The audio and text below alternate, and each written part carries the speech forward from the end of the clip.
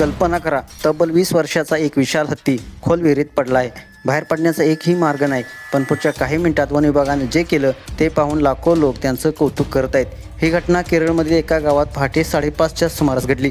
गावकऱ्यांनी पाहिलं तर एक जंगली हत्ती विहिरीत अडकला होता. रेस्क्यू टीम तातडीनं पोहोचली, पण हा फक्त साधा बचाव नव्हता, कारण त्या हत्तीच्या सोंडेवर जुनी जखम होती आणि त्याचा एक सोळाही तुटलेला होता. गावकऱ्यांनी सांगितले की हा हत्ती अनेक दिवसांपासून जखमी अवस्थेत फिरत होता. अनेकांनी त्याला बोल देऊन कॅम्पमध्ये हलवण्याचा सल्ला दिला, पण इथेच वन विभागाने घेतला असा निर्णय जो त्याचा जीव वाचवणारा ठरला. नेमकं त्यांनी काय केलं?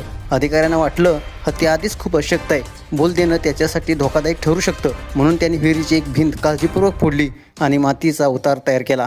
आता सगळ्यांच्या नजरा त्या हत्तीवर खिळल्या होत्या. तो बाहेर येईल का? काही क्षणांनी हत्तीनं धाडस केलं.